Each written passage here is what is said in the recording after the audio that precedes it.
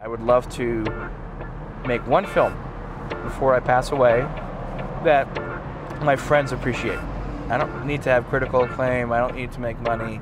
I just need people to say, you know what, that's a film that had impact. Welcome to Cinema 5D on the Go.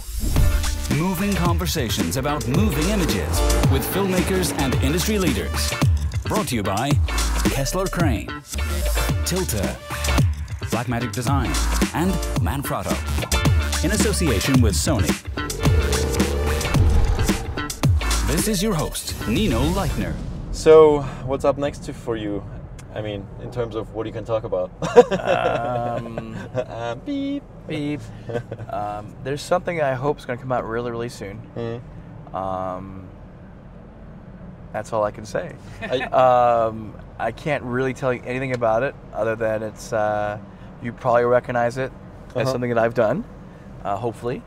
And it was a lot of fun to do, as it hasn't been done before on a commercial level like this. Mm-hmm. And it was a blast. I mean, I got to work with some of the best people that may spend time in the air, pilots and stuff like that. Yeah. And we had a lot of fun. Cool. Are you want to stay in the commercial field, or do you have any plans to move on to features and stuff like that? I do want to move on to features. I also have a wonderful 8-year-old daughter and a 13-year-old son now. Mm-hmm. And I just feel like these next 3 to 5 years are some of the most important time in their lives. Yep. And I draw pretty much my largest part of my happiness from being with them. And I would much rather wait a little bit for them to get a little bit older. Also, hopefully, so I can make a little more money, so that I can do things a little bit more on my terms. Yeah. Meaning, what you'll find for people who either already know this in the business or entering the narrative filmmaking industry, is that it's all about control and trying to execute your vision. There's never going to be enough money, but you do have to have hopefully a little bit of income on your end, so that you have a little more staying power, so that you can say no, so that this one movie isn't your whole life. Yeah. And that will allow you to better execute your vision. There's nothing worse than, I was offered by a very big studio just a little bit after Reverie to direct for them. The deal was so bad that I would have been an indentured servant, not only for that film, for the next few. They would own me. They'd have the option to do anything, Yeah. And I don't regret to this day not doing them. At the end of the day, it's really going to be the deal for me, especially for narrative, although it will be. It's going to be the script, right? Yeah. And if you find a script, then it's a whole different story. But more importantly, I would love to make one film before I pass away that my friends appreciate. I don't need to have critical acclaim. I don't need to make money. I just need people to say, you know what, that's a film that had impact. For example, when Moonlight won this year, I was in the clouds, because I said to people when I was at an Academy Award party, if LaLa Land wins, I'm just going to stand up and walk out and leave. I'm not going to say goodbye. Don't take it personally. I'm going to be that angry, because it's so predictable, right? Yeah. And obviously, LaLa Land initially won, and I just got up and I started walking, and then I heard Warren Beatty say, "Wait a minute," and I was like, "Come on!" Well, nobody could believe it. I was basically partying on the table when Moonlight won. Yeah.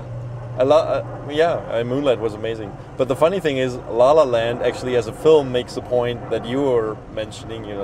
Sure. The balancing private life and work in the industry, because that's what's hard about it.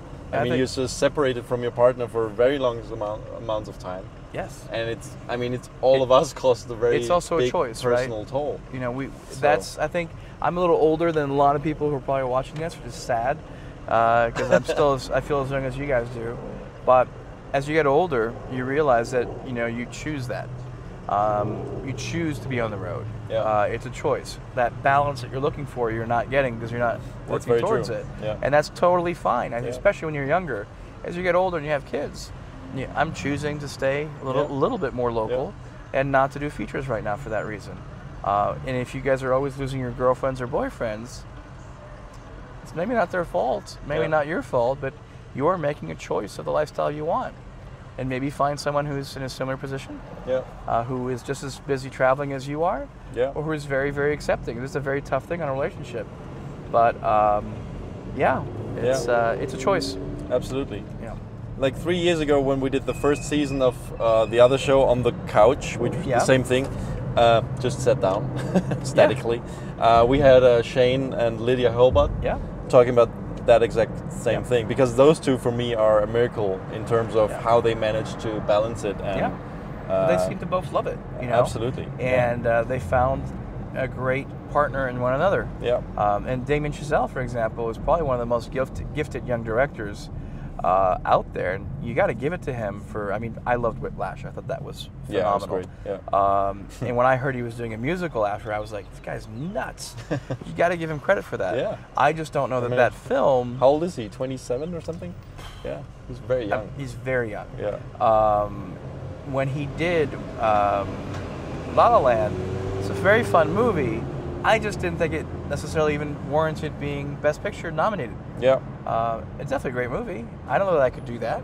Well, it's a movie that, you know, it's right? With the Academy Awards, I find it's often, you know, films that the Academy likes to see because it reflects their own reality. Well, that's why I didn't want them to win. But yeah, that's what works, right? Yeah. Yeah. All right, thank you for this. My pleasure. This was great. Thank you. Thanks everybody for watching. At the convention center. Oh yeah, we're going back to it's the last day actually. You will see this way after NAB, but we're here. It's the last day of NAB. We survived. We survived. We're tired, but we survived Vegas for another week. Well, thanks for watching this episode of On the Go, and tune in for another show next week.